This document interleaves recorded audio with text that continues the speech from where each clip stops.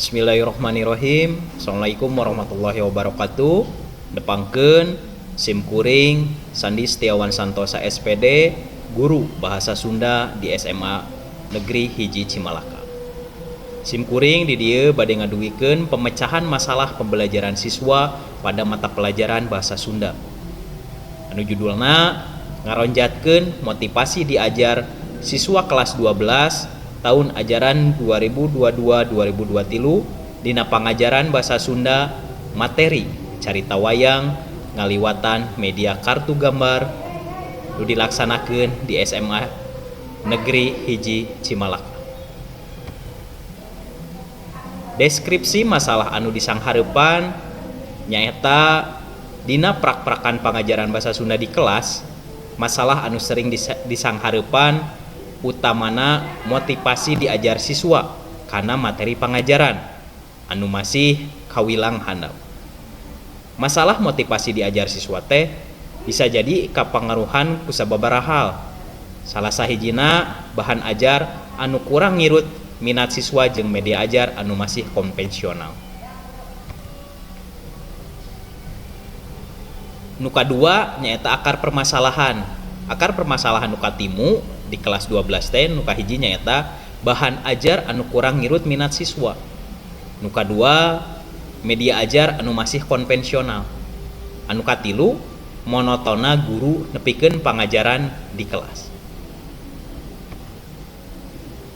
Nu katilu alternatif solusi nu SIM kuring dilaksanakeun di kelas 12 nepikeun materi pangajaran carita wayang. Nyaeta nu kahiji ngadamel bahan ajar anu sistematis jeung pikaresepeun.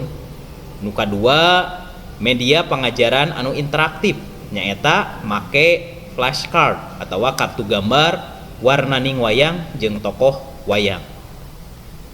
Nu katiluna SIM kuring ngalarapkeun model pangajaran project based learning atawa PJBL sangkan siswa leuwih resep jeung saluyu aya kana siswa salaku student center.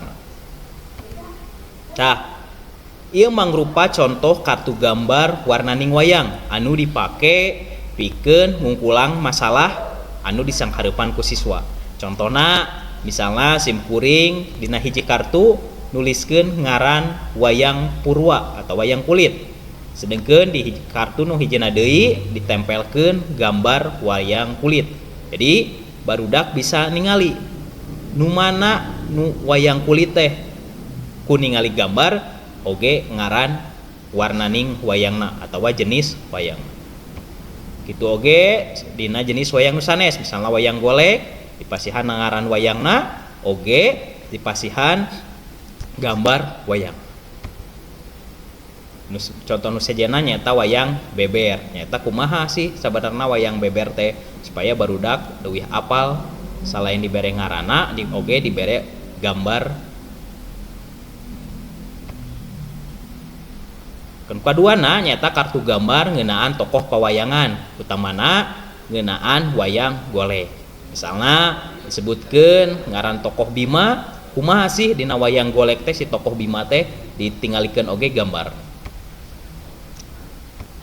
Itu oge tokoh punakawan misalnya didinya aya Semar, kumaha sih ngaran Semar teh nu kumaha ciri-cirina dipasihan oge gambar.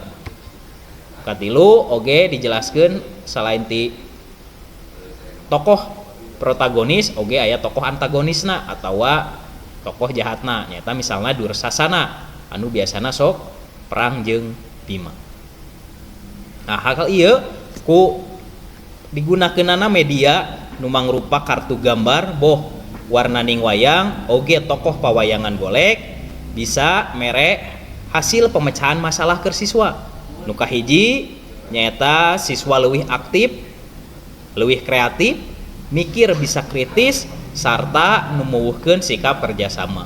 Nu kadua pangajaran jadi leuwih variatif. Nu katiluna pangajaran leuwih museur ka siswa lain guru center. Jadi sadayana mangrupa student center. Nah, ieu mangrupa sumber rujukan di mana sih media pembelajaran teh nyaeta alat nu secara fisik bisa digunakan pikeun isi materi pangajaran anu bisa mangrupa buku, foto, gambar, grafik jeung nu sejenna. Sedengkeun flashcard atawa kartu gambar nyaeta kartu nu anu leutik nu isina gambar, teks atawa simbol. Pikeun nungtun atau ngingetan siswa nu aya hubunganna jeung gambar nu ditepikeun. Utamana nyaeta gambar materi ngeunaan carita wayang. Ukuranana nyaeta sekitar 8 x 12 cm supaya leuwih gampang dicepeng ku siswa jeung leuwih gampang digunakan dina pangajaran di kelas.